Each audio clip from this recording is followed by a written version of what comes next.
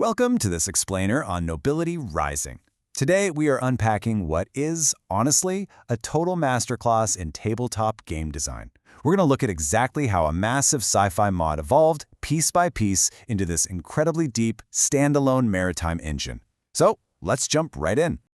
Now, to really grasp the brutal mechanics of Nobility Rising, you have to understand the sheer trauma of its world. This is Act 1, The Fall. I want you to picture the sky above the ocean world of Taliesin just completely burning. A massive, hyper-advanced, invading war sun gets crippled in orbit, and it's just raining these blazing starships and kinetic bombardments straight into the endless waters below. So what happens next? Well, the surviving remnants of those galactic empires are completely stranded. Fast forward over generations, and their society has violently regressed into this gritty techno-industrial steam magic punk era, or TSM for short. They're literally scavenging sci-fi artifacts off the ocean floor just to survive. The grand scale of deep space has been smashed down into a highly localized age of sail. And if you just look up, you can see exactly what hangs over this regressed society. The horizon is permanently scarred by what they call the Moon of Theseus. But it's not a natural satellite at all. It's the skeletal, rusted remains of that ancient war sun we just talked about. It's this constant, looming reminder of the cosmic scale they fell from. And as we're going to see, it's also the core metaphor for the game's actual design. Okay, bringing us to Act 2, the survivors. Who do you actually play as? Well, in this world, you are not commanding some monolithic, pure-blood empire, no way. You command chimerical houses. These are incredibly pragmatic alliances formed by the descendants of the ancient attackers, the defenders, and even the innocent colonist who fell from the sky. They basically banded together just to survive, becoming literal chimeras of the past. For you, sitting at the table, this means your faction is going to be entirely unique.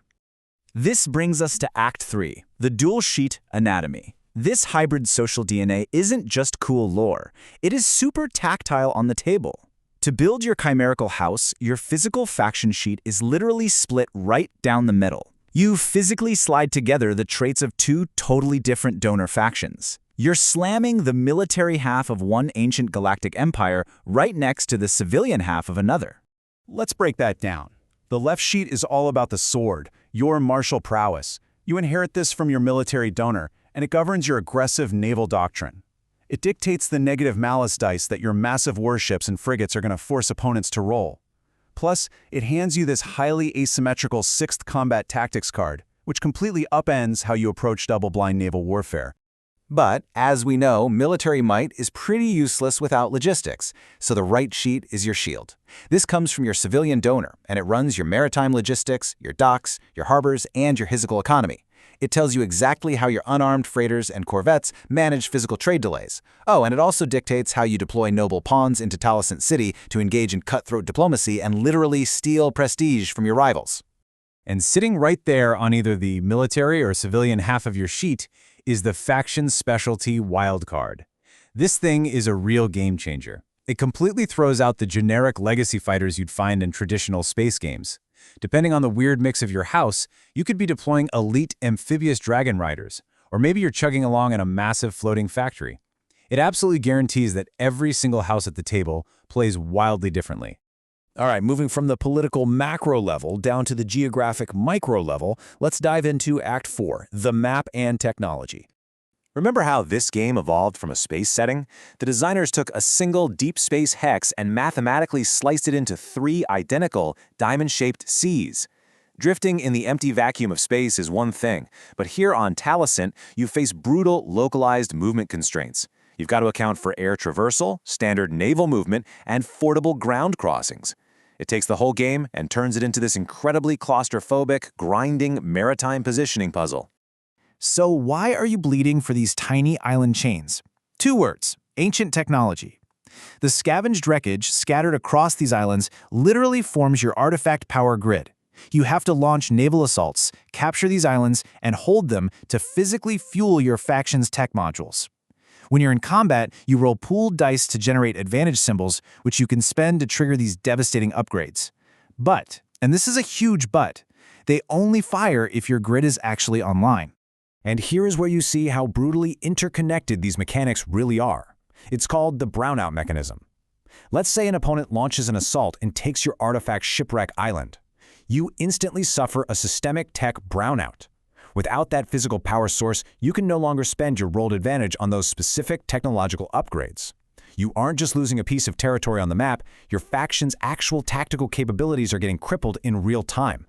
Now, to conquer those islands in the first place, you've got to build fleets balancing industrial scale across a strict 4-weight naval grid. But here is the genius part of the design.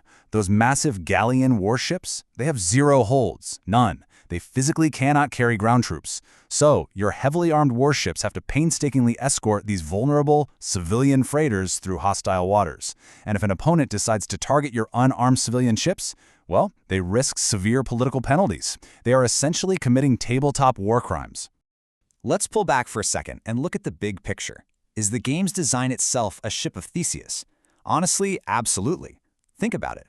Just like the characters in the lore scavenged a broken war sun to build their Age of Sail society, the design team painstakingly dismantled a bloated Twilight Imperium 4 modification.